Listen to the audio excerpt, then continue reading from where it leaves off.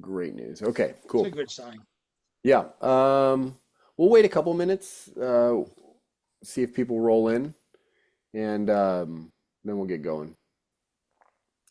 In the That's funny. meantime, Spencer, do you want to tell anybody this is the real Spencer Arnold if you just got The here? real is in the Yeah. flesh. Yeah.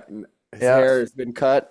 Do you want to tell anybody the story of that? Why you finally got a haircut? Yeah, so funny. I mean, so I think it was Pan Am's in the Dominican Republic in 2021 that I began to start to grow this thing that I thought was going to be like I thought I legitimately was going to grow like a Obi-Wan Kenobi rat tail. Oof. And then quickly that was like, you're unemployable, so you can't do that. Um, and so it turned into like, since I was a little kid, I've always wanted a mullet. My parents wouldn't let me. I have no idea why. And then so I was like, well, they can't tell me no. So I grew the mullet and I made the commitment in Pan Am in 2021 that I was going to have it through, should we qualify for the Paris Olympics through the Olympics. And then I would cut my hair at the end of the Olympics. Harrison cut his hair at my house after the Tokyo Olympics. And so I was like, oh, we'll just pull a Harrison and cut my hair. And so that's what I did. I just committed to the mullet for the quad, and then legitimately in the same seat in the same place as Harrison cut his hair, I cut my hair. So it was just both like hey, I want to make sure that like if you see Spencer Arnold walking around in Paris, like you're not gonna have to guess what country he's from. Mm, And I think I firmly achieved that. yeah. Um, also like, man, let's just ride this thing for everything that I can in the quad. So I've always been this kind of haircut. So like it's funny when I cut it and people started commenting like, oh, it's like 2016 Spencer. It's Palm Springs Spencer, stuff like that. So it feels good to like feel my neck again. That's perfect. And at Yeah. the end of the summer, it's hot here, so I Still can't very imagine high how. here. Yeah, Yeah. yeah, Yeah. But this is all you guys considering um plastic surgery to lose years, just shave your head. yeah. Takes at least a decade off. At least, right? Yeah. Well, I guess Been we my can. plan for the last 30 years. Steve, you posted a picture of your son's 19th birthday, right? And it was like a recreation. You look Yeah, identical. Come on, you. yeah, right. I mean, come on, look incredible. It's the haircut, like Spencer says, it's all about the haircut. Yeah, it's a nice haircut. Okay, so uh, we'll, Nice we'll cut, go. Steve. We'll start officially, Water. um, and guys, I guess we'll kick off. What was the like kind of genesis of this idea, right? I mean, we started talking about it as we were coming back from Paris, and in Yeah. Paris too, right? That we want to do something like this. So just to give everybody some background on what we wanted to get done with this idea. Yeah, I think that, and I'll start. I think that the three of us got to spend at some points a lot of time together, and began to see that there was a lot to learn from each other. And then I just think that this Olympic experience was really, really great for us. I literally still have not stopped talking about it. And so part of me wanted to share some of that with other coaches. I felt like, man, what we experienced and some of the things we got to see and do and be a part of that has, certainly impacted the way that I'll see weightlifting and competition moving forward is like it's teachable, like it was teaching me, it's teaching us, like it's definitely a teachable thing. And I feel like one of the best things coaches do for other coaches, this is true in every discipline, every sport, is teach other coaches, right? So much of what we know was passed down to us from other coaches who just sort of willingly gave it to everybody else. And so that's kind of my thought here is like, man, I just feel like, I don't know, burden's the wrong word, but like this obligation to share a little bit of what I feel like, man, I just sort of stumbled into learning in this quad. Yeah, for sure. Steve, you got any thoughts on I mean, what I you really wanted? can't. I can't really add on to what he said. It's exactly the way I feel. Yeah, I mean, to me, the conversations are all like we learned a bunch just talking to each other, spending a month together, and every time I get that opportunity on international trips, or hanging around at a competition and talking to other coaches is when I feel like my learning, understanding, enthusiasm kind of catapults forward, and I really, really can trace back a ton of like a very influential like hinge moments in my like career hinge where like the door opens to me to just communicating and with a coach who has a little more experience than me or is where I want to be. And so, yeah, I thought it'd be fun to do this, right? To get together with you guys. We had a great time in Paris. And this just happened because we just chatted last week and we decided we wanted to do something like this. So I want to continue chatting with you guys and spread some knowledge and information that we've gained. So we came up with 3 questions, right? So the premise tonight was 3 for 3, right? The 3 of us got to coach in the Olympics, and just 3 questions that we can kind of all broadly answer. Spencer, I'll let you go on the first one, but and then we can just go around. Spencer, Steve, me. Spencer, question number 1: what is the most important factor for qualifying for the Olympics and/or in elite weightlifting? Yeah, so I learned again. I was lucky enough to take young Jordan Tokyo, we'll go with more experienced Jordan Paris. So I think the 2 quads and like the naivete was gone when we started qualifying for Paris. The recognition that big weights are big weights was there qualifying for Paris, and a whole lot of the lead up, especially with Robies going into Tokyo, there was this like, I came out of junior, big weights on the bar, let's lift the big weights, move on to the next one, just kind of knock off everybody in the path.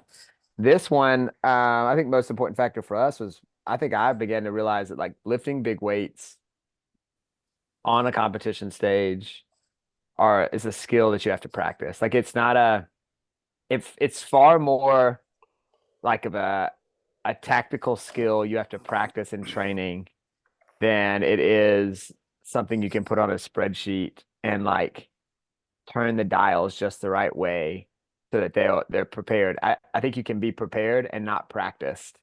And so I think for Jordan and for Mode, I began to see that like we have to get our hands on big weights in a way that makes sense, because the more elite they are and the bigger the weights, the more you have to practice putting your hands on those weights, moving those weights in regularity.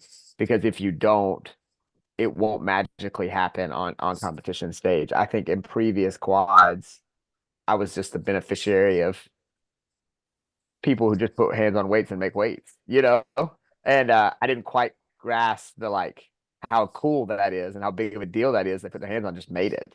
And so now I feel like I think my biggest learning curve is that you got to find a way. I have to rechange like philosophically how I approach tapers and competition, so that we're putting our hands on big weights more often and practicing those scenarios and those options more intentionally, for sure.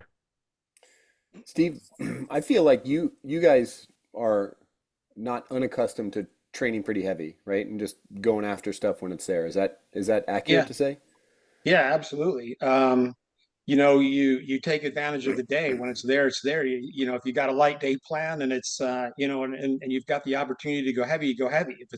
But the reverse is, if you've got a heavy day plan and it's not there, let's not shake confidence and risk injury. Let's just read what's going on that day and back off. I think it's maybe, and I was at fault this when I was young. You develop a program and then you feel like you need to stick to that program, and really all the signs are there that it's not working, or you're maybe slow to change when you're young and you're coming up through the ranks. But yeah, I think the more I've been involved, the more I feed off the athlete, the day, and let that guide me in what we do.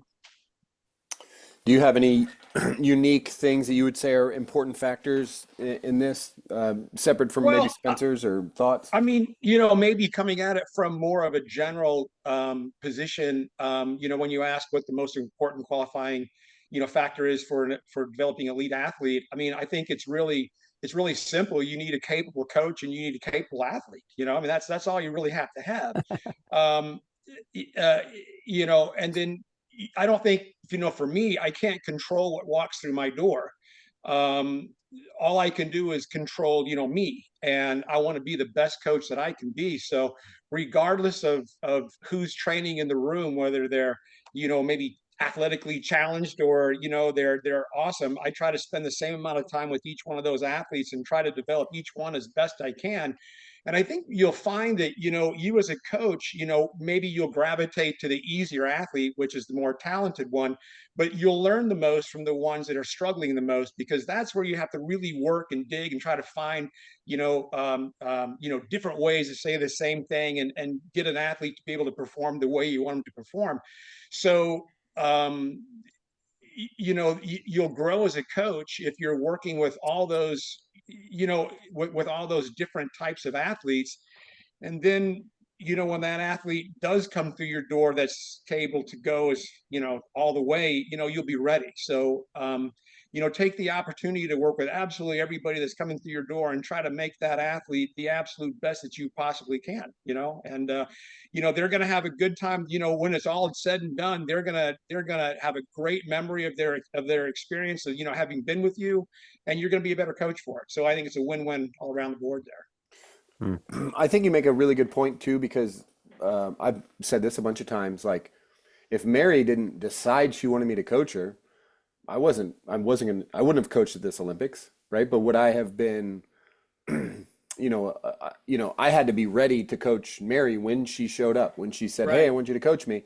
I need to have skills developed, and I needed to be capable, and I needed to be good at planning, and good at competition and all that kind of stuff. So I had to be practiced, and I had to be ready, and that meant I had to give a lot of energy to people who weren't going to go didn't go that far. They just showed up, and like you said, they just kind of showed up and said, "I'm interested in lifting," but they weren't going to go super far. So it's a really good point. You just gotta, the only thing you can control is you.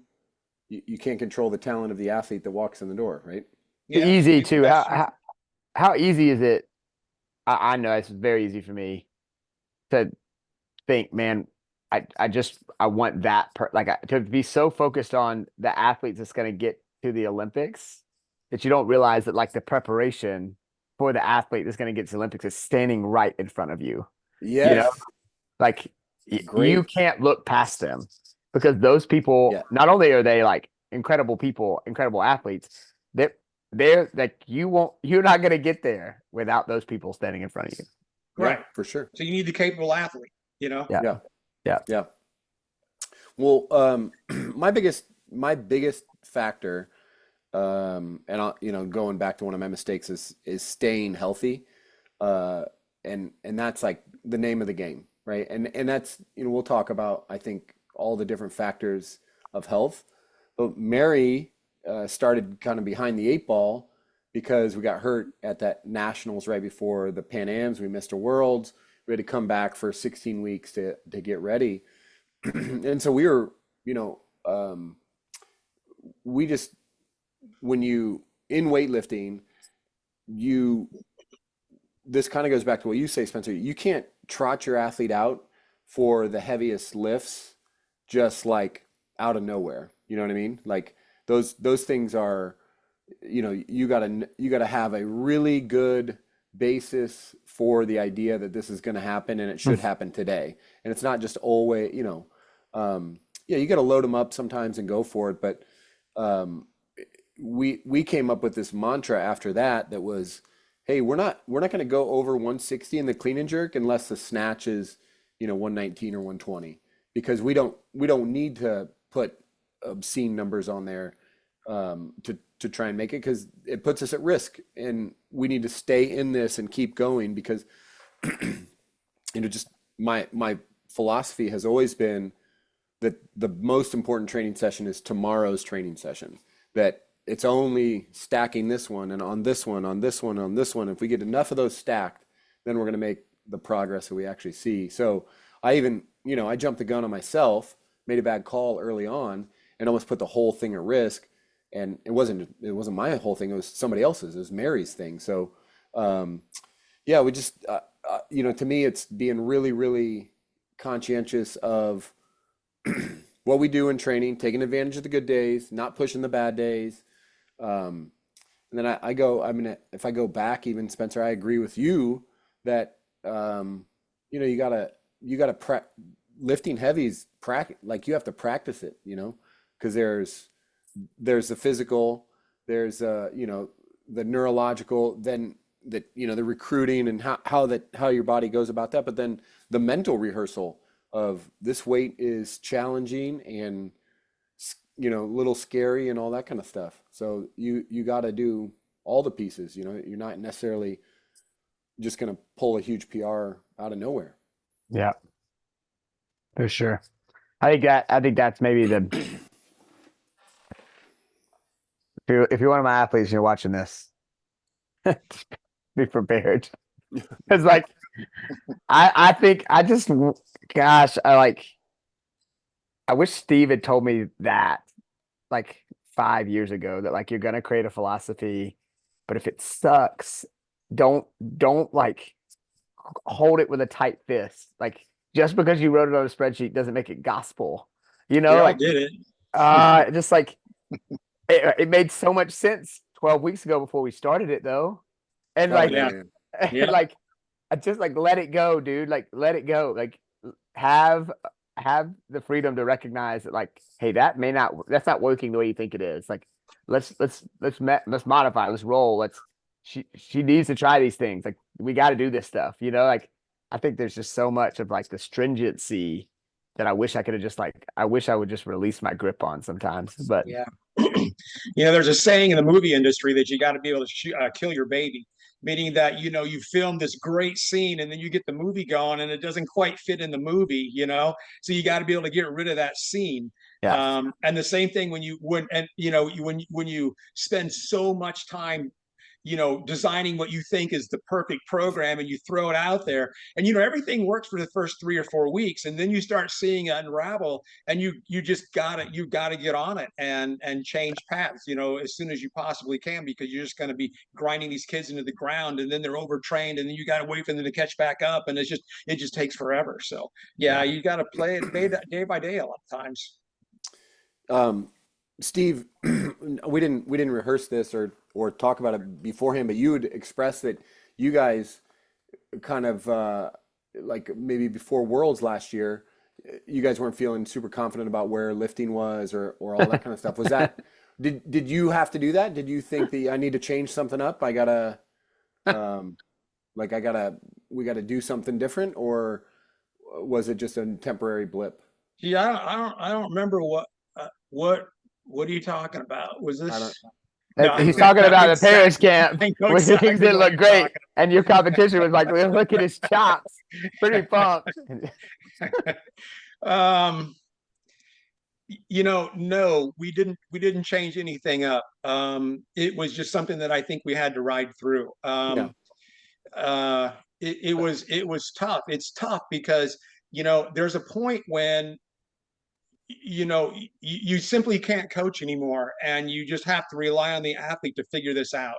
Mm. And I know when you've been in this quad that you've seen so many good athletes just for whatever reason just drop out. Maybe they're capable, but they just kind of dropped out for whatever, for different reasons. And it's just something that Olivia had to deal with. So that situation started in Cuba when things weren't going well. And then this kind of leads me into what we we're talking about for your next question. There's a lot of things going on. She's a junior at this age, I think, right? And she's in the Yep. senior world. There's a lot of things running, coming at her. And I think that she just got overwhelmed. And it just needed to happen. She needed to have this, and it was a total collapse, right? I mean, it was we went to Paris right before Saudi Arabia. So it started in Cuba when the Cuba meet didn't go so well, our first meet that didn't go so well, and then it continued on into Paris, and that was just a total disaster. And but I don't know how it happened, but she just figured out how to make it work. And then we went to Saudi Arabia from Paris, and then it just, it You never guys went, stopped. and then you guys went 39 of 42 in the next 7 meets, right? Yeah, I don't know. I don't Yeah. know. It's the Okay. most epic streak ever. I mean, it's amazing. So, yeah, I mean, I guess that is the next question does roll into that. And I would say, just for anybody listening, this isn't the people who were in the women and the men, but we specifically coached the women. Uh, they're it was hard. It was really, really hard the whole time going through the quad. And so they are all extremely tough people. right? Like the people that made it through, they had times like that with doubt and all that kind of stuff, but they just like soldiered on and did it, you know? So that's not a, you know, you saying that, not an unusual story, right? So the Well, next question. I really, I don't know that a lot of people know that happened. They see Oh gosh, Olivia and they yeah, see that trajectory that she happened, but she's just like everybody else, and she really had some awful times and she just had to figure out how to come out of that. There's not a point where, you can really help out with that. I don't want to add more stress to the situation. Here's what we got to change. We got to do this because what we've been doing is working. yeah, Now she's in a situation where, you're just going to have to figure this out. And I mean, she could probably tell you, if there was something that she did. I don't know, but but she figured it out. yeah, If you're listening, there's a lot of wisdom in what he just said. Like, he didn't change the world. We didn't rewrite the whole script.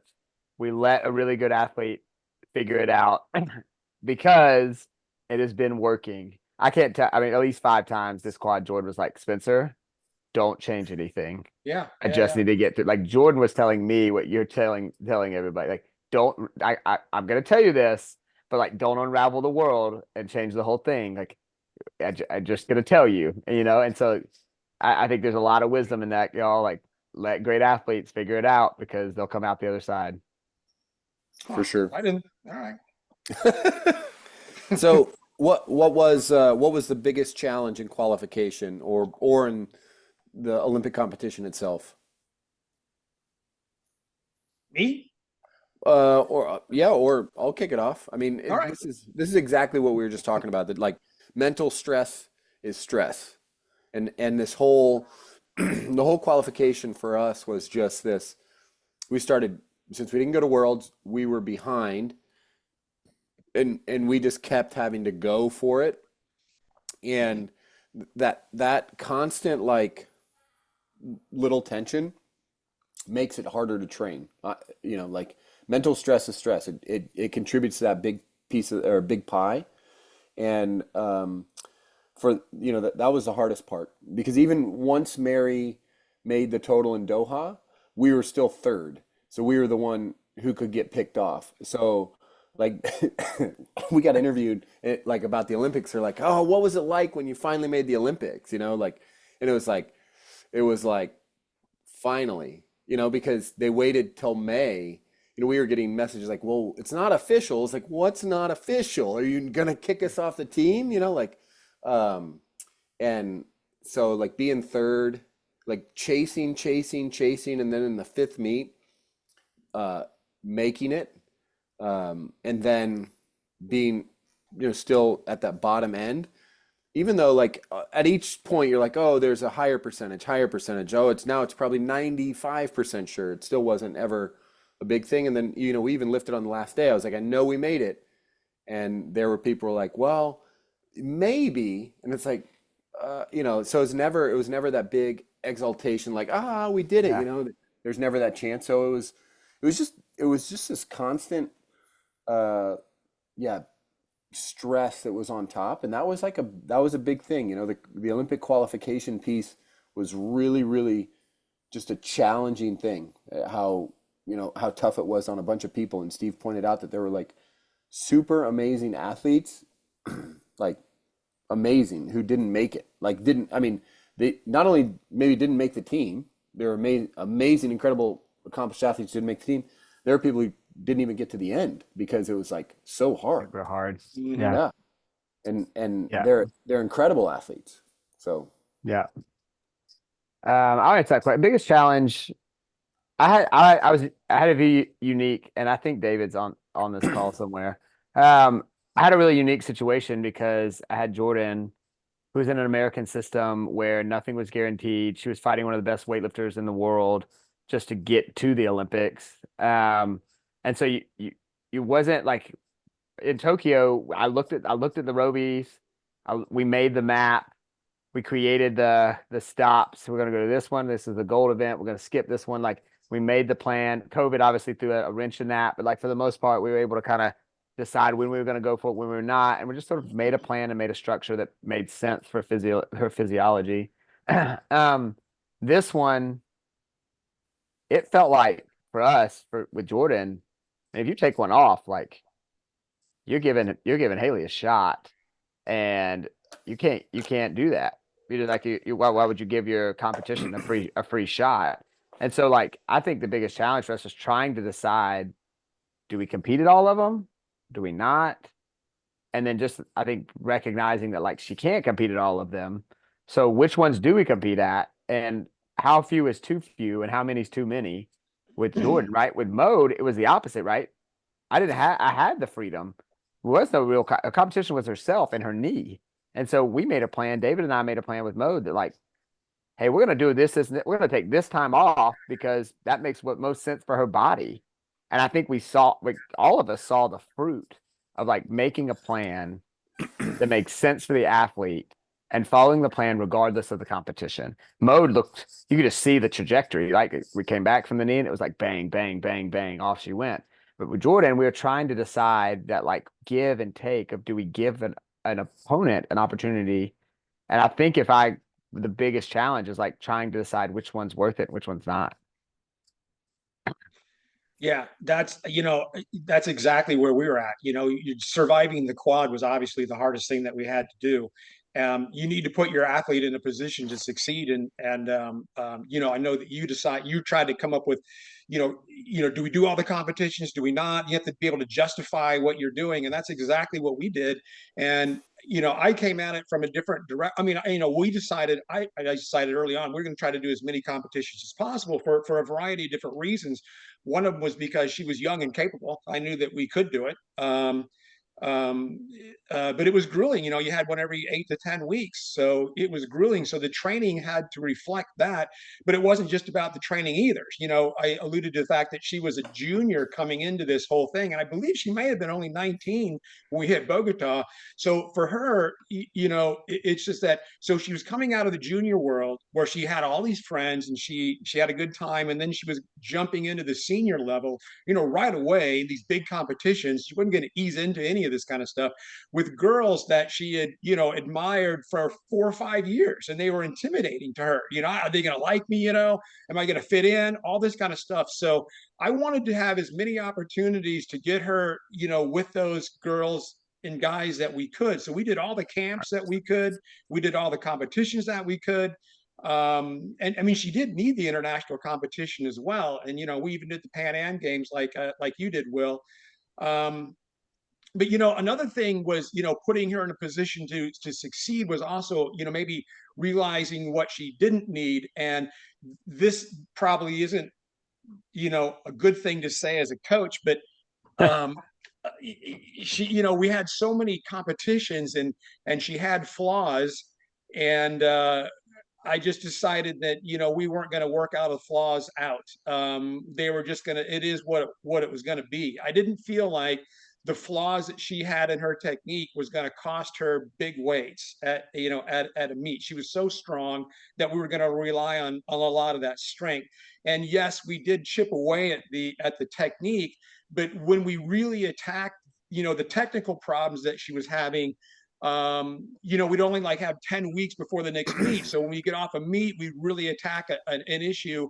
And it seems like whenever we did that, we take the step backwards, hoping for 2 or 3 steps forward, but we just didn't have enough time for those 2 or 3 steps forward. And confidence was starting to fail.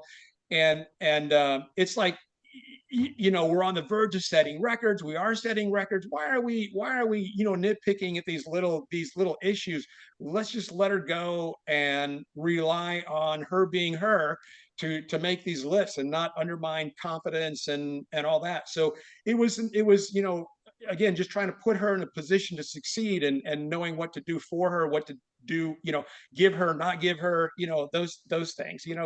You don't have to fix everything. If you don't have time to do it, I mean, punt. If you've got an athlete that's maybe not as strong as Olivia, then technique's going to make up, for that. So you've got to come, you got to do that. And in a perfect world, you'd like to have both, but if you can only, have one, then, decide what that's going to be and hope you're right. I like that you were saying that. Mary and I were talking about that yesterday. Was we never had a chance to fix anything. Like Right. Yeah. Yeah. everybody, Yeah. everybody knows that, like I can, Mary knows she has we have flaws here, and I know that she has flaws here, but it's like we come home, you got to take a little time off because you just lifted really heavy. Maybe you take a week off or 5 days or whatever, or the weekend. And then it's like, oh, we're going to work on technique. And then a month goes by and you're like, okay, we got to start lifting heavy because, the meet's in 6 weeks or 8 weeks or whatever. So it's like, it was just a constant rat race grind kind of thing. It was really, and, going back to what Spencer said, you could see what countries didn't have the competitiveness that the United States did, where you could just, you could make the team on your first meet and then just sit back, like Ecuador, like Canada, they're the countries where you could make it, you could see that they would, typically, they were PRing right at the Olympic Games, and a lot of other ones, they, if they had to compete a bunch, it was much more difficult. And the Olympics are difficult just in general, right? I was explaining that to a friend. It's like, a track coach said that to me. It's like the Olympics are not the same as everything else. It's not. You can't say I went to World, so it's like the Olympics. It's totally different. Not at I mean, all. it's not. It's like I don't know. The competition day felt really nice and all that kind of stuff, but just all of the stuff Yeah. surrounding the Olympic Games is a lot. It's like Yep. living in the village. Everybody's step count increases because they're walking to here, walking to here. Maybe their calories decrease a little bit because they got to wait in line for food. They have media obligations. They have like constant media obligations, constant Yeah. stuff coming at them, and it's a totally different animal than anything you've ever been a part of. Yeah. I think that can't be overstated. The competition itself felt familiar and right, but even we will like even getting to the competition. Yeah. Oh yeah. It's an hour. What a Yeah. headache. What a Yeah. headache. Like getting there and like getting in the venue and like dealing with credentialing. Like it just like all of the stuff around the competition was so much more complex. And like you said earlier, it's stress. So Yeah. like that stress matters. And so I think to some degree that it almost felt like once I got in the warm-up room, it was like, all right, we're here. Now we're at a Like, weightlifting meet. okay, Finally. like I know what to expect here. Like this makes sense to me, right? Like whether or not I get on the train to get to competition or take an Uber that's going to go through a city where everything's blocked or whatever. Like all those things but once I got in the warm-up, I was like, okay, like Yeah. this feels And familiar. and yeah, I mean, I don't know if this is going to be useful to anybody, but it was interesting to me. In the warm-up room, it was the same because we've competed 5 times against all All these those same people. people. They're, Yeah. they're they're the A session of every meet we went to for the last like 2 years. So it was like, Yep. oh, there's so and so. Oh, there's their coach. I like their coach. Oh, that's their coach. They never talk to me, right? Like, Yeah. um, all sorts of really, just that was really familiar. Everything Yeah. else was unfamiliar. So, you know, but yeah, you can see people who perform at the Olympics. I mean, one is like get a total, right? Like you get a total at the Olympics, Yes. you're kind of a badass. I mean, Yep. you go to the Olympics, you're a badass. You get a total at the Olympics, you're a badass. Like every one of those steps, you're a badass. Like, because it is hard, like I didn't step on the stage. My athlete did, but I was nervous. It's like, oh my gosh, like this, we got to do this. So it's incredible. I mean, you got to have tough athletes physically and mentally to make it happen. Yeah, and I think that's what came out the other side of the quad, For Um, sure. Yeah. and you're talking about the warm-up room at the Olympics. I mean, it wasn't just that, it was the hour-long subway ride to just to training every day. It Oh, was yeah. just there was all kinds of obstacles that you had to overcome. And I think, for Olivia, we saw it when we first got there. She didn't think, I think that she didn't think there's going to be the kind of stress that she underwent. So it was just going to be another meet because we've been to so many world championships or whatever during the quad. And then the Olympics were just going to be, a continuation of that. But, what happened was that we get there and training was going great. And then as the weeks went by, it seemed like training just got a little worse and a little worse and a little worse for all those things that Spencer, talked about, and then the step count, all these things that the obligations they had. It just, you don't think you're going through the stress, but you are. You just never get a chance to relax. And then it was really difficult. And she went there thinking that she's going to set world records and all that. And like you said, I mean, you just get a total. We're just worried about trying to get a total right now and become an Olympic champion, or at least somebody that doesn't bomb out. That's it. There's a lot of stress for sure. Yeah, I almost think that you might build in a buffer. Like, I mean, you guys had a buffer, right, from where your highest potential to where you ended up. Like, Yeah. if you build in a big enough buffer, you'll probably be, you're safe. And everybody probably ate into some of that buffer. Almost. Well, yeah, and I think this goes for any competition that you do, that you always want to do X amount, but again, you've got to take what's given What's to you. there? Yeah. So we wanted to do what I said we wanted to do. We wanted to set records if we're having a good day, but things were going pretty bad. The Friday before the competition, things were god awful. We're talking about Paris camp god awful. And she's probably, I don't know if she's listening. She knows she knows what I'm talking about. So for her to pop out and do what she did, I mean, when you look at her compete, and if you're familiar with what she how she looks, she's confident when she gets on the stage. You could tell there's a lot of worry there, and You could have rightfully so. fooled me. You could have fooled me. That exhale after the first snatch gave it away. I think she Oh was my doing the gosh, exhale. once you exactly. And but yeah, it was just tough. And so you have to have these different plans. It's like, okay, we want to do this and we're having a good day, but how many people have you seen bomb out because they I'm probably going to stick to that plan? How do you do that when you're watching them warm up and you can tell things aren't going well, and you've missed your last couple of warm-up attempts? How do you still go out there with a weight that that's going to put your chances of totaling in jeopardy? I don't understand. So get on the board. You got to get on the board on that opener, and then we'll worry about the second and third attempt after we get on the board. So have a variety of plans. Worst case scenario, best case scenario, those kind of things. Just don't come into the competition so rigid. Yeah, that's a really good, we did. I coached in more weightlifting, big weightlifting competitions in the last year and a half than I ever had in my life, right? So I have a lot of feelings on strategy, how you approach meets, and all that kind of stuff. And that's one of the big ones. You might get in this conversation with your athlete about what I want to open with, right? Oh, but I want to open with this. I want to open with this, right? Yeah. Oh, I can't open with that. I can't open with that. How am I going to get to this if I open with that, Mm-hmm. And there's the answer is, it does not matter what you open with. It's what you finish with and make, right? Like finish with and make is all that matters, Like, there's a lot of paths someplace. I've gotten in those conversations with my athletes previously. I want to open at 110. Well, I've seen you make 110 twice, but I've seen you make 108 14 times. Right. Why don't we open at 108? Right.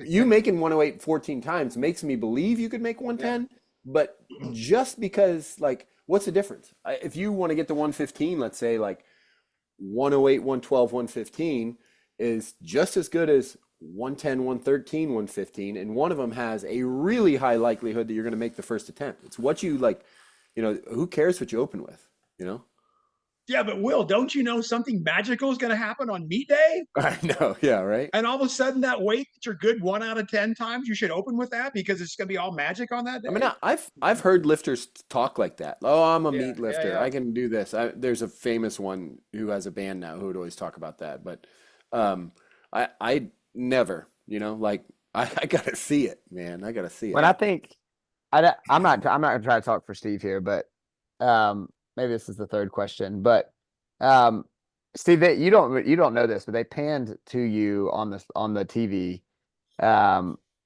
right after I think she made 110 in the warm up. And you were sitting down next to her talking. I could see you with your facial expressions. And that's what I knew what was going on in that moment. You were thinking, all right, what are we going to open with? What makes the most sense? What's going to get us on the board and get that thing rolling? And if anybody's listening to this, that ability to just, like, all right, we hit 10. What do we need? What makes sense? And not be so, like, tight-fisted on we're going to open with 14 so we can get to 20. Click, click, click. We'll go 14, 17, 20 is what we're going to do. She made 10, so she'll make 14. Like that ability, y'all. First of all, Steve's been coaching longer than I've been alive. And so, Don't um, say that. I mean, legitimately, I have pictures hanging in my gym that you took of me when I was a kid lifting. So like, but that comes from like being able to say, hey, what makes sense here? Let's do the right thing, not do the thing that we wrote down on a piece of paper 5 weeks ago. I just like I watched you sit down and took there like in that one. I was like, I know exactly what he's doing, Yeah, yeah, and I have yeah. never like I just there's so much to learn from being able to just like, hey, what's the goal here? The goal isn't to make 20. The goal is to make 3 lifts, Yeah. right? And in a way that like helps set us up to do what we need to do. And that means, man, don't write down a plan and be so stringent to it you put your lifter at risk Right. because you're set on that number, you know? That's a huge lesson. I think I've Well, got a lot of lessons, and that was one of the big ones. it wasn't a 122 day, which is what she wanted it to be. It Yeah. was at best a 117, 118 day. So, you take 12, I don't know, we did on the second one, you take 15 and now we're rolling and now you put on what you think the day's going to give you. And it wasn't what you wanted, but hey, 3 for 3, right? So we're in a good And a gold position right now. medal. Yeah, Yeah. I mean, it could have gone either way. I mean, maybe it was a silver medal, but it could have been nothing, you know. Right. Yeah. You make the Or, wrong no, no, call, I'm you'd very say, aware. Of other 3 people on this call, I'm very aware it could have been nothing. yeah. Like Yeah. if anybody knows, I know, you know? And that's why I watched you have that conversation. I was like, golly, that is gold. Yeah. We we were in a little similar boat. Mary was under stress coming in, and we had hit 116 one time, but hit 110, 113, all this kind of stuff. Or we hit 116 a couple times, and a 115 and stuff like that. Mary's training was going really well, and once we got to Paris, we just never turned that like final corner, like, and I think it was just all of it, together, just didn't allow it to kind of materialize.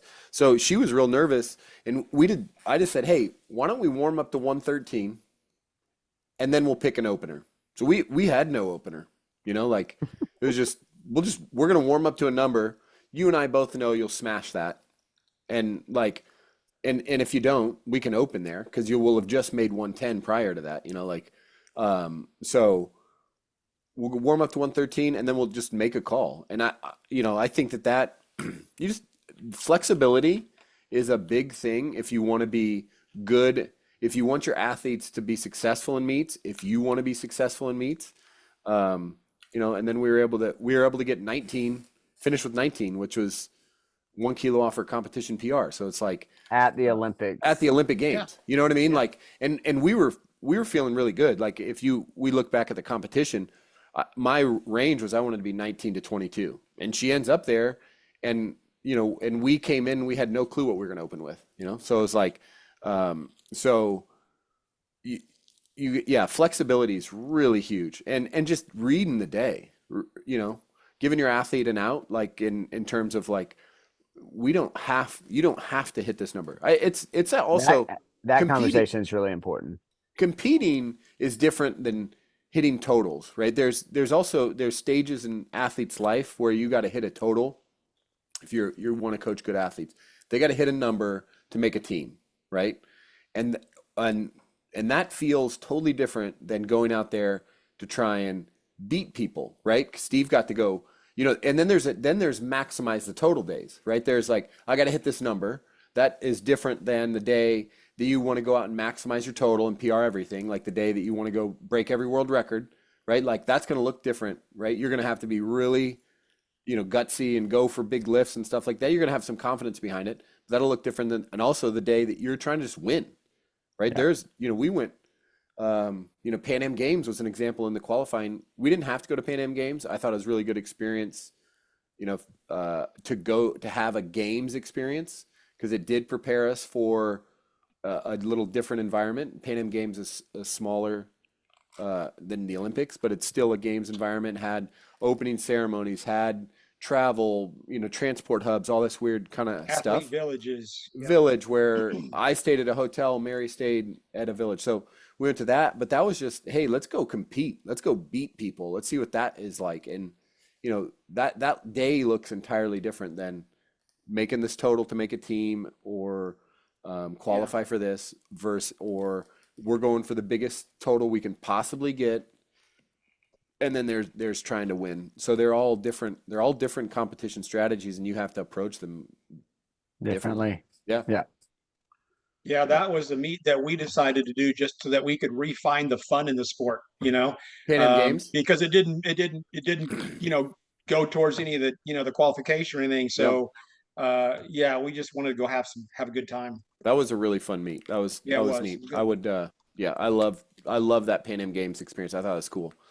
So yeah, Uh, there's another, we didn't need the meet, and yeah. but again, putting your athlete in a position to succeed, refine the fun, Yeah. and go out there and have a good time, and not, be, so pressured to do a certain number, or perform a certain way. Just go out there and have a good time, Yeah. enjoy the trip.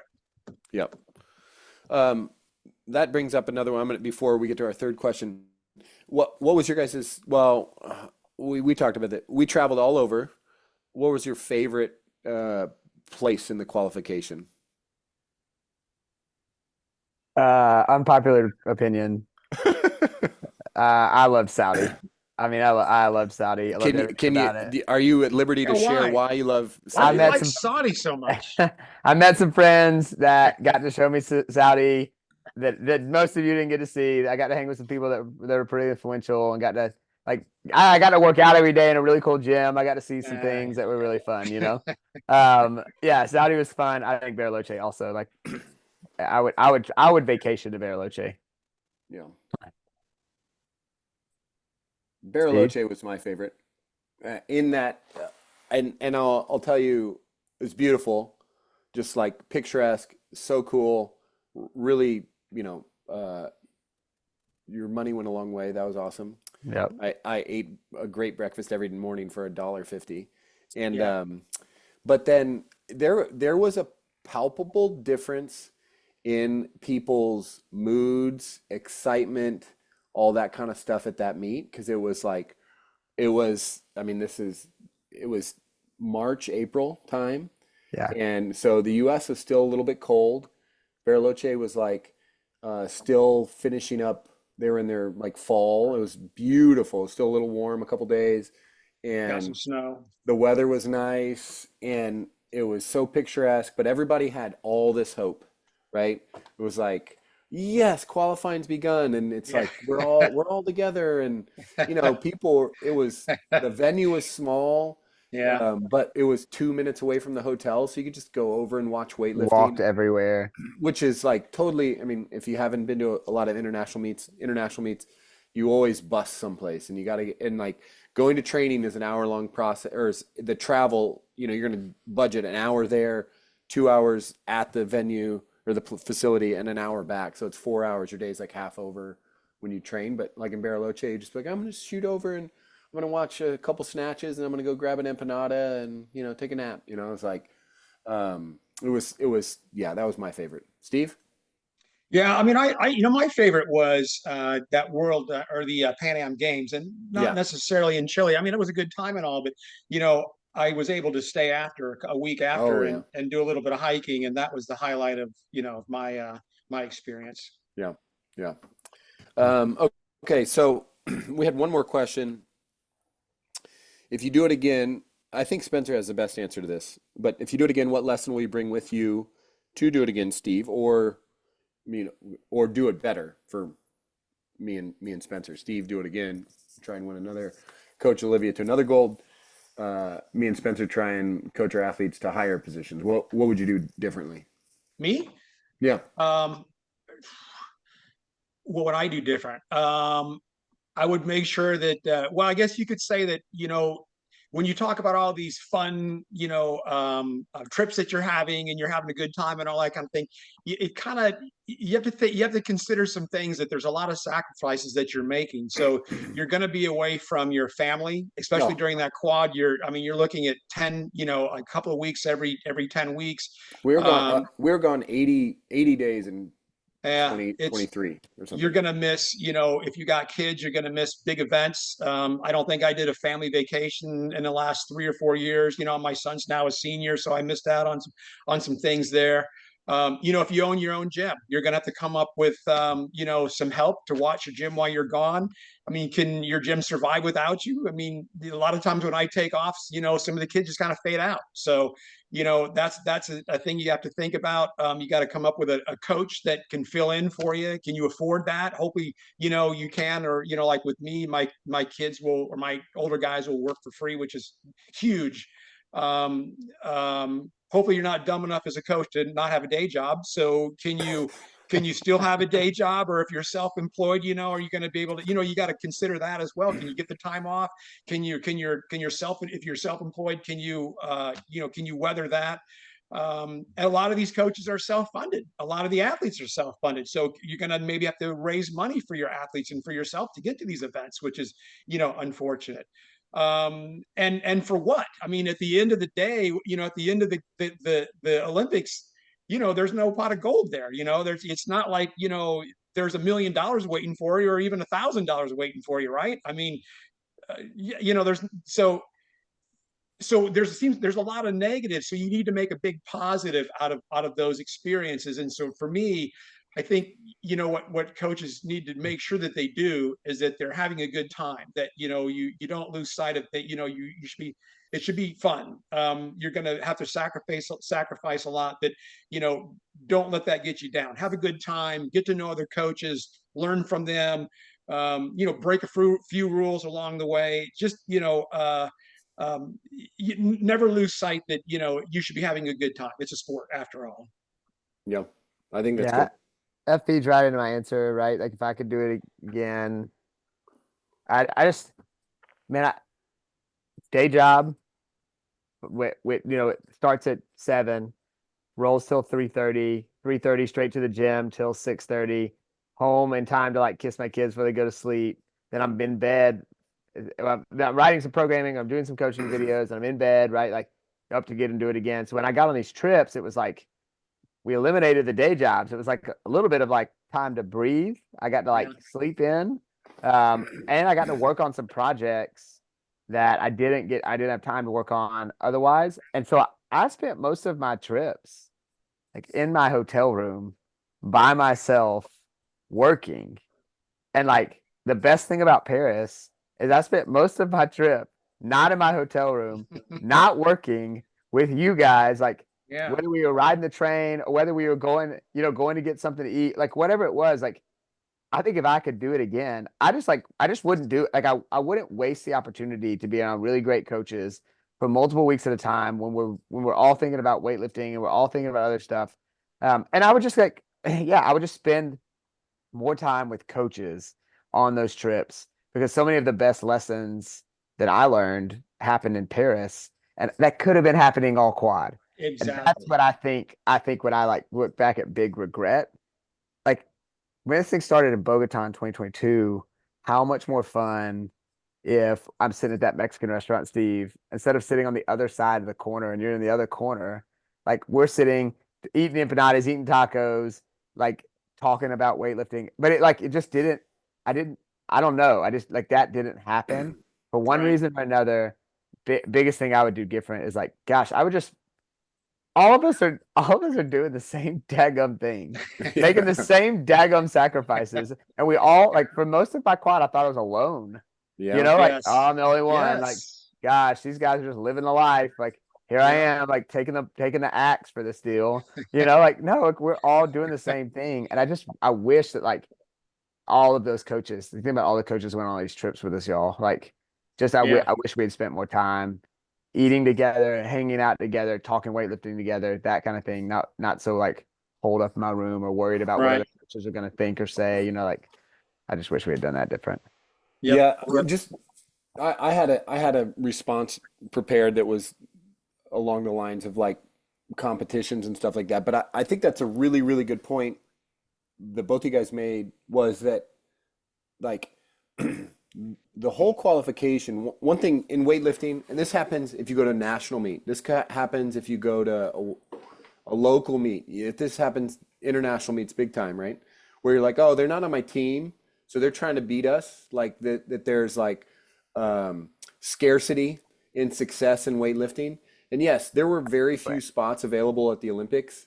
But that didn't mean that I couldn't talk to you guys about it. You know what I mean? Like, I'm sure we could have had so many conversations about weightlifting, about this, all that kind of stuff, and like hung out, maybe talked about weightlifting stuff, but also just talked about everything and not giving each other the secret that would allow so and so to pass so and so. You know, it's like, like, but that was like the feeling. You're like, oh, that, and when we got to the Olympics, we're like, oh, we're on the same team.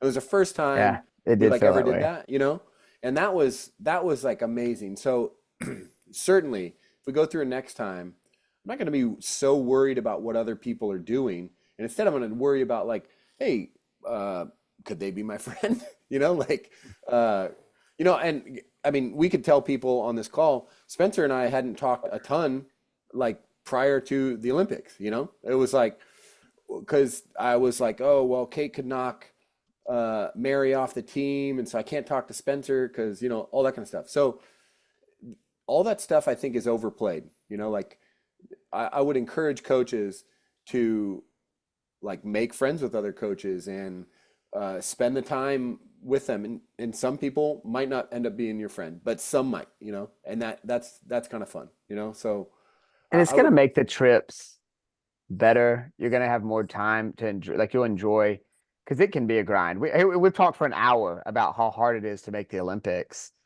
for your athletes and for you. Steve felt that, Will felt that, Dane felt that, Amy felt that. Like every single one of us felt that, but no, like we weren't like, nobody would like say it. You no, didn't just want to say sound it. like Like weak. You didn't want to I'm sound, like, oh, yeah, you didn't want to sound like, oh, this is hard, Yeah. I wish that's man, gosh, like Cheese Club could have started earlier. Cheese Club could have. Yeah.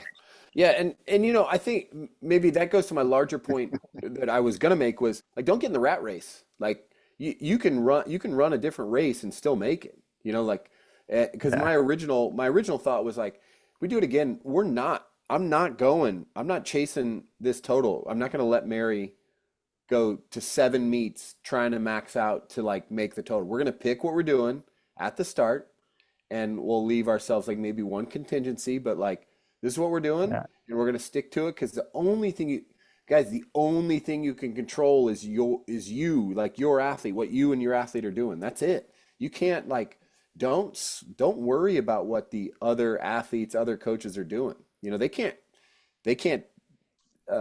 do anything to you. You can do it to yourself, right? That's Yeah, it. not at all. I mean, if you need a 300 total to qualify, but your athlete can't do it, I mean, Oh yeah, you can't do it. yeah, So yeah. there's nothing to worry about. You just get your athlete, you get the biggest total out of your athlete that you possibly can. And if it works out for you, it works out for you. If it doesn't, it doesn't. But we're going to, get the best out of the athlete. It's all For you can sure. do. Yeah, for sure. That was the end of our questions, but I think there's a Q&A box at the bottom. Um, Feel free if you guys have any questions to drop them in there. I'm gonna see if that works. People can raise their hand, I suppose, if I think um, yeah, as long as they're panel, Is as long anybody as still they're, there? yeah, there's there's some 32 people still here, Steve. So he started at 250 and now they're no, 32. we No, are we never too started much. I think 250. we had 200 people register, but we had 40 show up or something like that. I think people like a little recording. Yeah. Well, probably all over the world too. Yeah. Um, yeah, I think also kind of on that point while they're thinking of questions if they want to toss them in there. Um, what secrets? Like Yeah. Oh, chat is disabled, Mary says. Okay. there's a question Hold on. over There here. we go. What secrets? Like I was around you guys and watched you train for three There's no weeks. secrets. Yeah. I'm like, what secrets? If Yeah. anything, I realized like, man, I would never do that. Like, Yeah. I'm, like, that's great. I'm glad that worked for you. I don't know how to do that. It's like, if anything, I don't think there was any secrets. I don't know. I don't feel like nobody had the magic trick. Okay, No, so we no. do have questions now. Okay. I'm gonna hit answer live to this first one. Um, are you guys, is anybody able to see that? I can see them. I can I Okay. see can't them. see anything. The very first one Probably is, okay. I'm not touching any buttons, so I can't see anything. the first one is how did you manage lifters' recovery and progression across a quad? It's notable that Olivia trains 4 times a week, far less than people often think is mandatory for a high-level lifter to train. Steve.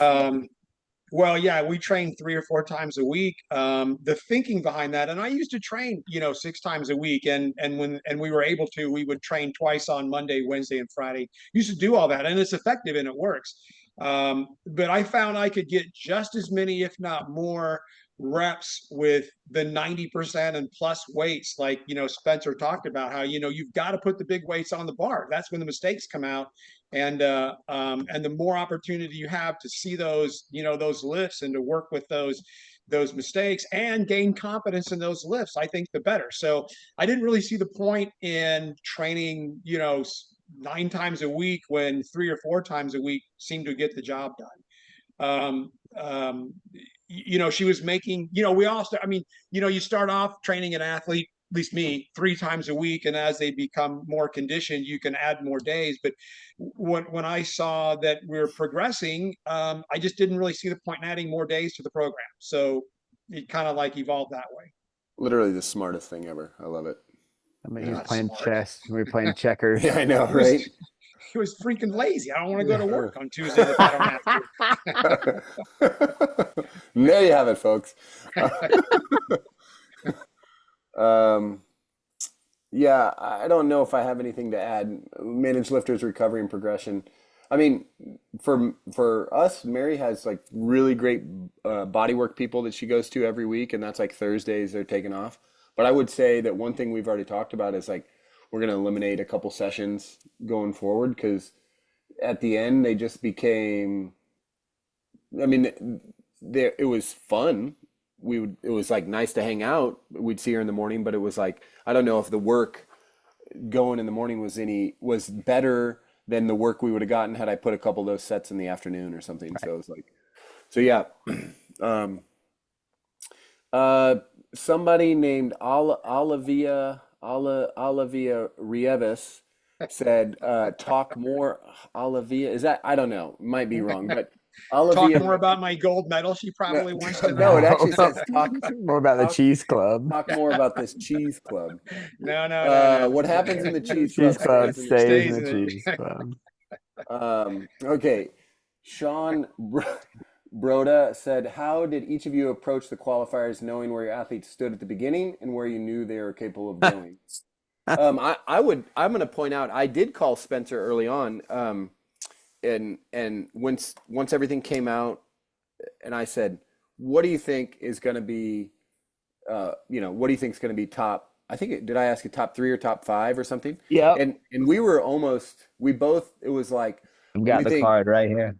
I think 285 it was almost like 285, 265, 255 were the plus 81. Wrote it down. Did you? I wrote it down, kept it all quad. And it became Pretty close. Yeah. Yeah, I was pretty close. Unfortunately, my number for Kate was as an 81. I just didn't know it at the time. Yeah. Pretty close. I had a thing here. It's been taped up that was like how we would qualify, and it was identical to what happened, right? So I think where we stood at the beginning and where you knew, if you pay enough attention to weightlifting, like it's kind of predictable. I mean, maybe the only thing that was nobody except for Steve and Olivia knew where Olivia could end up. That was 271 was not on anybody's bingo card. It was definitely not on mine. I approach this completely different than you guys approach this. I try to stay away from all that as much as I possibly could. So I know we actually had a conversation about that. I was like, in Pan Am Games, you're like, who's that? Like I had like, no idea. I didn't know who Toma was. Yeah. Olivia's probably laughing at that because she knows that's true. I had no idea who anybody was. I purposely tried to stay away from all of that. I would go to, I go on my long walks at the competitions, when we were overseas and stuff. And I just wanted to stay absolutely as far away from all that as I could because I didn't want that to influence the way I train. I was afraid I would push too hard. So that's just me, my personality. Yeah. So if I thought that we needed a 260 total and we were at 230, I was afraid that I would push too hard and there might be a collapse. So knowing me, I didn't want to know. I just wanted to get everything. All I can do, I figured, was get everything I could out of her. And if it was enough, it was enough. And if it Yeah. wasn't, then it Checkers and wasn't. So chess. I didn't want to know anything. Chess. Checkers and No, chess. it's I know probably but stupid on my part, but it's I such just good didn't want to know. perspective, Steve. Yeah, it turned out terrible for you. Yeah. Well, Uh, yeah, I think I'll answer this one. Because I had a lot of moving parts for the quad for me. Knowing where the athletes stood at the beginning, I'm trying to get, at one point, we're just trying to get Kate to stay ahead of Meredith, right? Like we're doing everything we can to fight off Meredith, who's, I mean, is crushing life, and we're like doing everything we can just like, how do we get back in the game? Jordan, we're trying to like come out of this like Tokyo slump and get back into it. So it's like at some point, and then in mode, like, I mean, again, different system, different approach, different totals. So I think for us, it was, I say checkers and chess, Steve, not to like blow smoke, but like that's, I think what I should have done is approach them saying like, hey, what are we in shape to hit? Let's go hit that. Wherever that with chips fall is where they fall. And let's roll like that. I think so. I think I just would have said, what are we in shape to hit? And let's like keep banging away. Rather than going in with a specific plan. We're going to hit this total here and this total here and this total here and this total here. I pull out my note card of like the plan that I wrote to get from A to B. And sure, that B was right, but like the pathway doesn't look like that. And so I think if I could do it again, I would just, hey, what are we in shape to hit right now? Let's hit that. I think you did exactly what you need to do. It's just that the way we approach it, we just, our personalities are different. And I just, you have to do what fits your personality. So if it's not what the norm is, I mean, that's okay. Yeah. Just do it. Just work, whatever works for you. Yeah. Okay. Another question, Heartland Strength. Do you guys think traveling for training camps, for example, the Paris camp, is worth it? Yes. Yeah. Yeah. I didn't do it. We didn't do them. And gosh, Um, I wish we had. We did. Jordan did the Paris camp, and I didn't. I do go, think but you got to weigh like your athlete's personality. Like, I would say most of us would agree we ended up in Paris probably longer. It's kind of started by the end. It was just kind of like, oh man, right? Can we get to the competition? It was exciting. Everything, I loved it. Right? It was yeah. super cool. But for the athletes, it can start to become a drag eating the same food every day. So you do have to weigh that if a camp has, like the Paris camp happened before Worlds, and then you're going to spend a couple weeks in Worlds. We didn't go to the Paris camp because we were going to be in Saudi Arabia for 2 weeks anyways. There are camps that USA Weightlifting puts on that aren't specifically for like attached to a competition. Those are really cool, right? Like Steve said, our first camp was a road camp in 2022, the beginning of the year. And that was super cool because we got to meet Olivia. That me and Steve rode in a bus for a while. He recollected and he reminded me that he coached me at a camp in the year 2000 back at the Olympic Training Center, and I had the picture on my phone, and we were able to see it. And so it's like you make connections. It's where you meet other coaches and start to chat with them, and you get to see the other athletes, and your athlete can start to make friends because that's a big thing, right? Like you don't want one thing that's nice with Spencer was Spencer had multiple athletes on almost on every trip. And so they already had built-in relationships, friends, and relationships. So they knew who they could hang out with and what they were like and, all that kind of stuff. Whereas, we were traveling alone, so we had to make those kind of friends. So I think it was valuable for Mary to know, oh, I can hang out with that person and it's not going to be stressful. That person I really like, but they get stressed near the competition, so I might not hang out with them as much or something like that. So I think that you can it helps your athlete a bunch.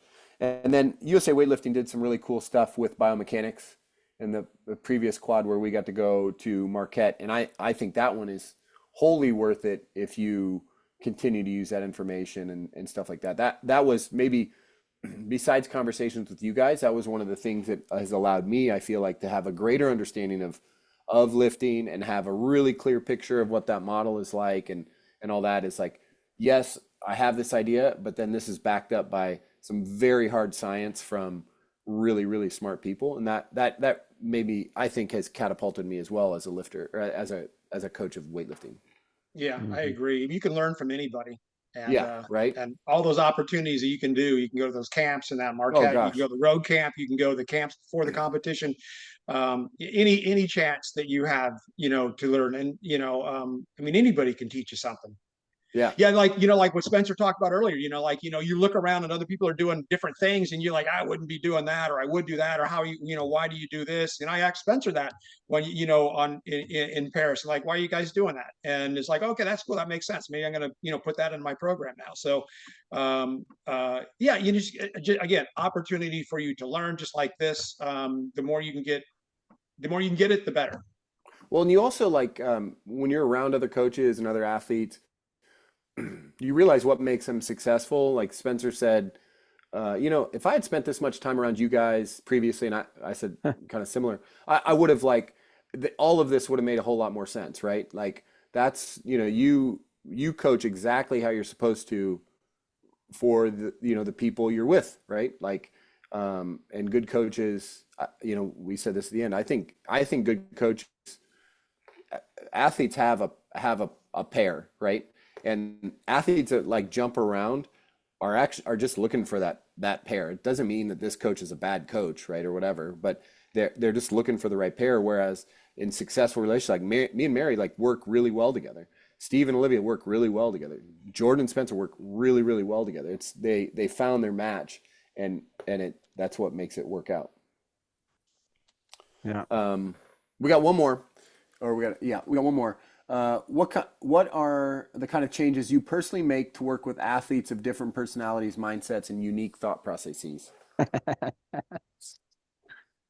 I had Jordan Kate, Oh yeah, so yeah. could not have had more different approaches to an Olympic qualification. Two highly successful athletes, two very different approaches, two very different ways that they think about weightlifting.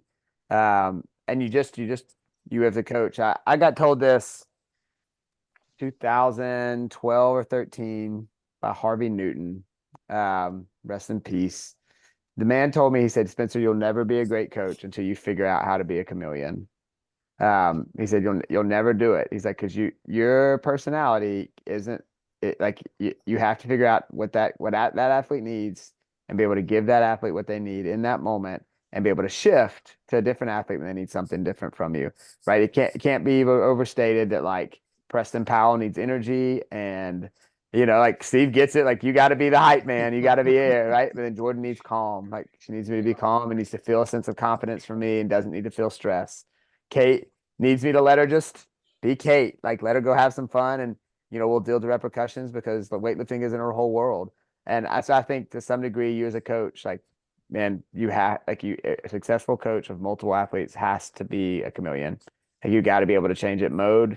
Again, needed a like sort of strong confidence from me to believe that like what I'm doing is working so that she can believe that what she's doing is working. And just finding ways to make sure you're that different person for those people is I think one of the weirdest, hardest skills of a great coach.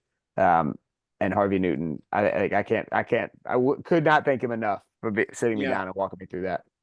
Yeah, That- yeah. I I think think probably what would sum up this whole meeting is just like what Will alluded to earlier, just the flexibility. You have to have so much flexibility working with different athletes. Being able to train for certain events. You just have to be very flexible. You can't be rigid in your progression. okay. I would echo that. I mean, there's a Nick Saban quote that's like, you treat every athlete fairly, but you don't treat them equally, right? Right. Because they're not the same. You can't treat two athletes the same. So I think it's like you got to know what they need and reach them where they are. And any good coach will do that. If a coach can't change from athlete to athlete, I would say that's a pretty bad. That's a warning sign. Yeah. We did get a couple more. How did you communicate expectation management when you get a newer athlete coming from another sport or coach on the timelines and potential for higher level competitions and performance? How do you Um, communicate?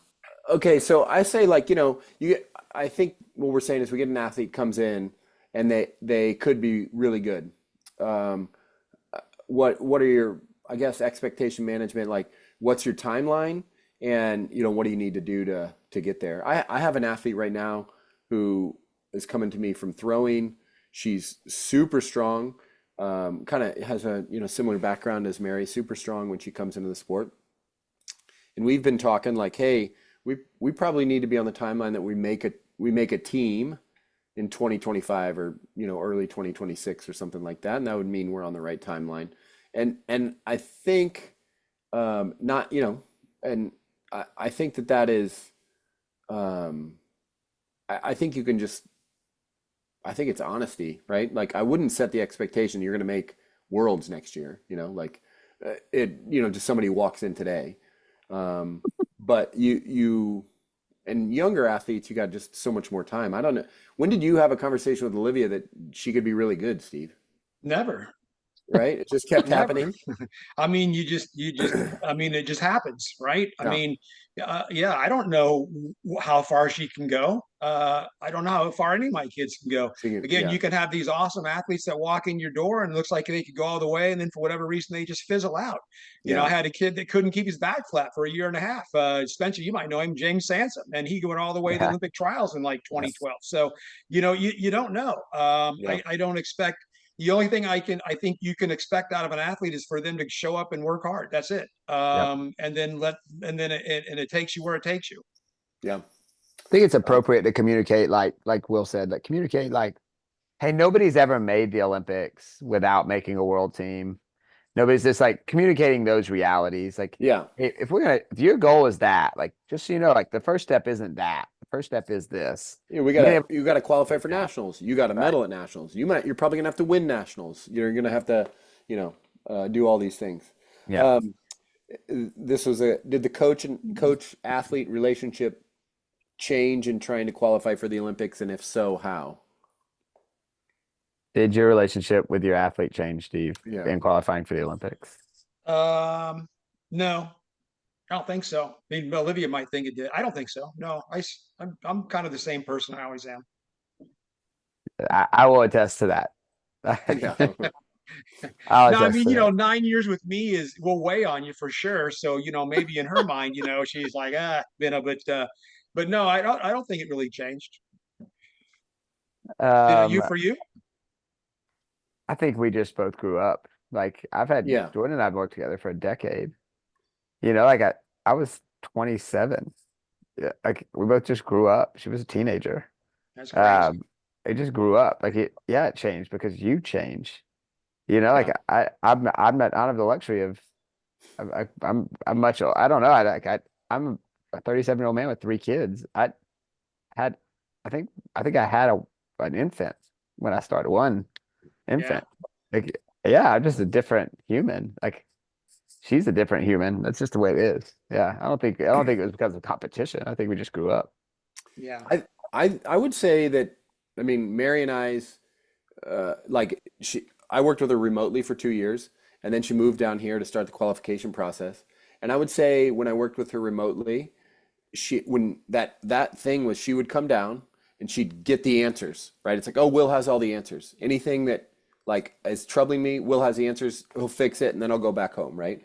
And then when she moved down here, it became much more collaborative. It's like we will find the answers, but we're gonna find them like together. It's not like I'm not like a Svengali of like with these magical answers, right? So it's like, hey, okay, we're struggling. Let's see what we need to look at and how can we make, changes, or hey, that was really good. What'd you feel? That a lot more of those questions that coaches ask, right?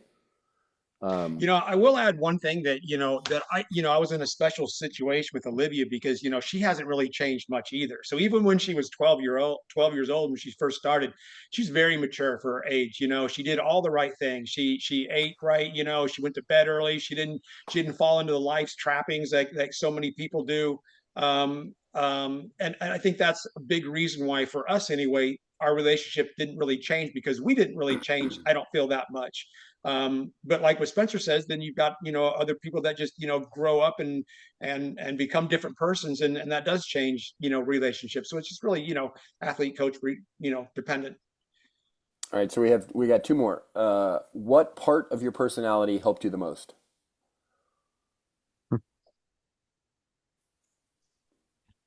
I would say probably um, the I don't know. I mean, I say like I'm like a dad and I'm a coach and like I like to compete and stuff, but I would say the coach part, the coach and dad part where I'm like can be empathetic and also um I think it's helpful to be someone who can plan and stuff like that. Like the part of me who wants to get things right. So I'm like, I'll spend a lot of time thinking about something and getting that. But I think it was probably this part that we can have. Mary and I had a bunch of conversations where it was like, um, okay, this is the actual answer. It's like the encourager, right? Like there's a book called The Encourager where it's like someone who can see the best in you. And I think with Mary throughout the process, a lot of times she wanted to let the voice creep in and say, "Oh, you're not good enough. You might, what if you fail or what, all this kind of stuff."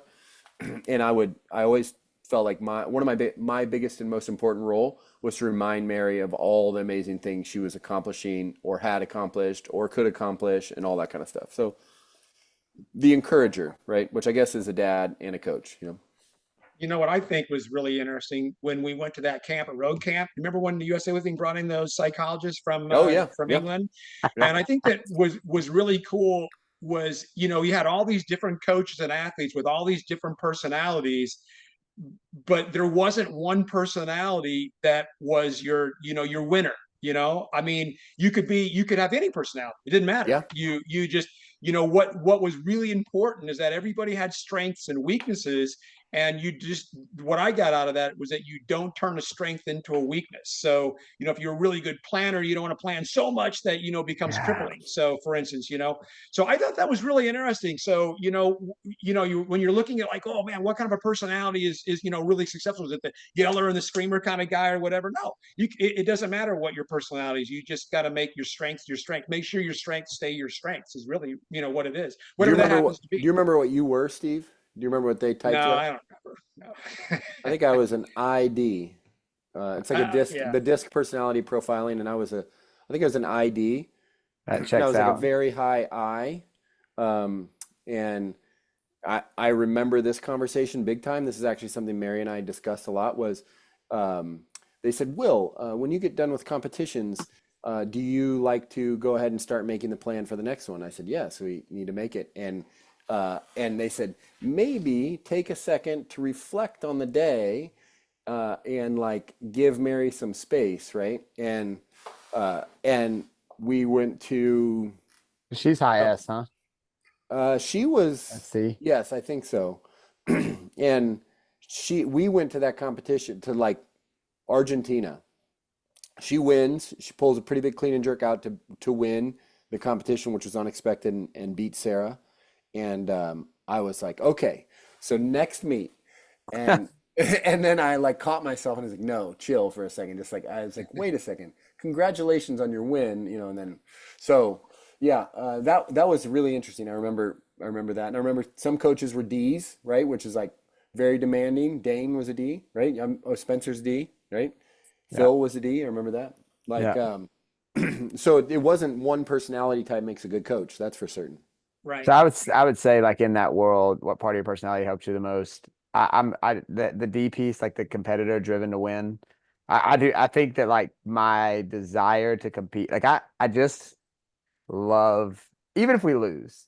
Even if we lose, I just love like the element of competition. Hmm. And it drives me to do the things that I wouldn't choose to do that helps make an athlete successful. So I'm not naturally like a planner when it comes to like how are we going to plan out this cycle, but I felt like I had to be in order to win, so I did. Oh yeah. Right? Like I think I just love competition. I love competing, and I love like just the element of like, are we going to make this or we not? Like this is high risk. Oh my gosh, like the stress of that. I just like thrive on that chaos. And I think that drove me to formulate a lot of things that and drove me to like work on a lot of things that ultimately could help my athletes become better competitors. Yeah. Um, I learned that from not Phil Andrews, but Phil from that Right. The what's from the people. People's Academy. Yeah. He Yeah. told me he's like, you do those things not because you're innately organized, but because you know you have to in order to be competitive. Right. Interesting. Yeah. Yeah. Okay. So, last question, unless something else is snuck in here. Have you all taken a moment? We had some really nice things. Prasang from India said he's here, was really thankful that we did this. But then the last question was, have you taken a moment to feel accomplished, or is it on to LA in your mind? You've all lived a dream of mine, and I hope to appreciate you appreciate the part you've played in helping these athletes' dream come true. So I'm going to tell you guys a story from a long time ago. There's a book called Start with Why, by Simon Sinek, and like it's that it's more important that you sell why you're doing something than what you do or how you do it, right? Which was this idea. So we were going through all these exercises, and I was really having a hard time, like, why do we do this thing? And one of the questions to get it out was, how will you know if you made it? Like, how will you know that you made it? And I was right there. I was like, if I coach an athlete to the Olympics in weightlifting, I will know I made it. And I still don't know that I made it, right? It's like I don't know if that is, I have that part of me, right? That says like, I got lucky that I get to coach one of the most talented women in the world, right? And so that's entirely how I feel. Now, I worked hard to make sure that we could do a bunch of stuff. So I'm going to give myself credit in that sense. But like, a lot of people could coach Mary Tyson Lappin to lift a lot of weight, right? She's very good at it, So no, I haven't taken time to feel accomplished. It was one of the most amazing experiences. My kids got to come, my wife got to come at the end. I'm so thankful that I'm grateful. And the time we got to spend, we were riding a bike through Paris one night, and we're like, So it's much like better than Tokyo. yeah, this is amazing. What are we doing? Like we just saw the Eiffel Tower. We were like training every day. We had like all this USA gear. We're just dripping with stuff that like says USA on it. And so yes, I feel very grateful, and it was like just a tremendous experience that I'm thankful for. But I don't know if I feel accomplished, right? But I appreciate Jenny's question. Um, Taking a moment. So I left on the 12th, right at the day after closing ceremonies. School started the 13th. Oh yeah. First football game was that Friday. I'm one of the head coaches for the middle school football team. That practice, I was at practice that Monday. So no, I haven't like taken a second. I'm with Will though.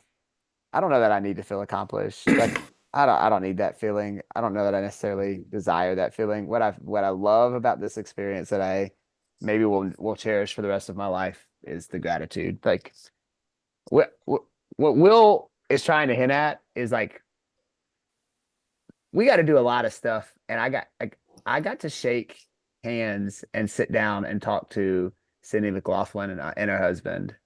I got to like watch Ryan, like I got to watch Krauser mess around with 140 kilos. I got to like be in a training hall with these three dudes and Trip and like Dave and like watch all these lifters lift and get to learn. Um, I got to like, and then like when I was bored, I would like look out the wall, look out the door and see breakdancing or fencing, right? Like, um, I don't know that Jenny, to answer your question, like, I don't know that I'm chasing accomplishment. I don't need that. What I got was way better than that. And that's like a really cool experience. I'm really grateful.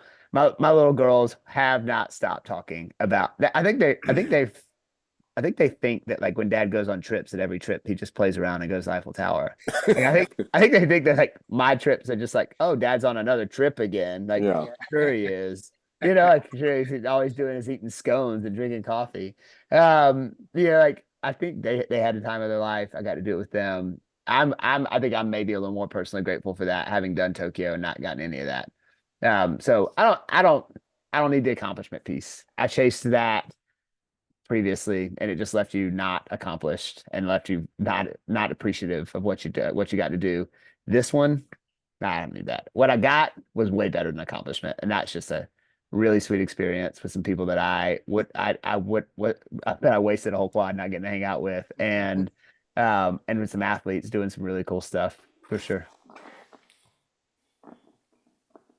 Steve, I you don't got to know. feel accomplished. Come on, No, please, I mean, anybody. I mean, that's what she did, that's Yeah, her I know. accomplishment.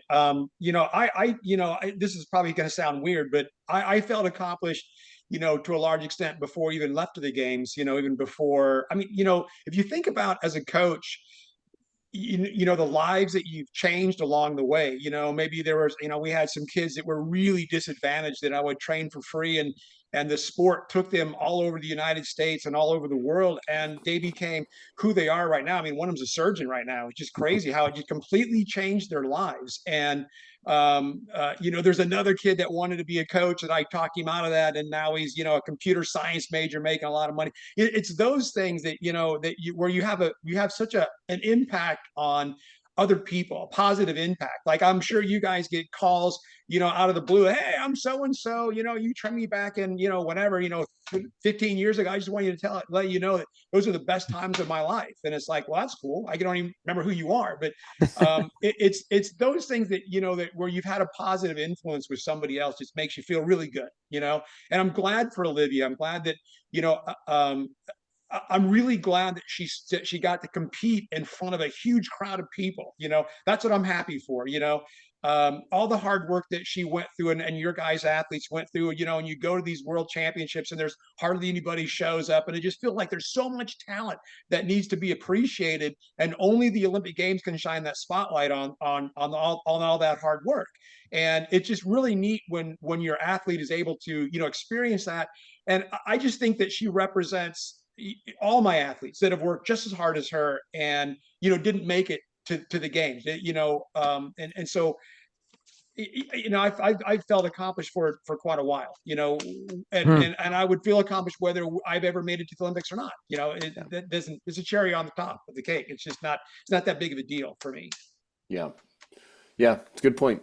It's a lot of other people. Well, cool guys. Thanks for doing this. Yeah, it's And fun. then to anybody attending who's still here, thanks for attending. Spencer, Steve, and I are hoping to do some more educational stuff coming up, live events and get-togethers and groups and stuff like that to help coaches kind of accelerate. I really think that like the community of like coaches.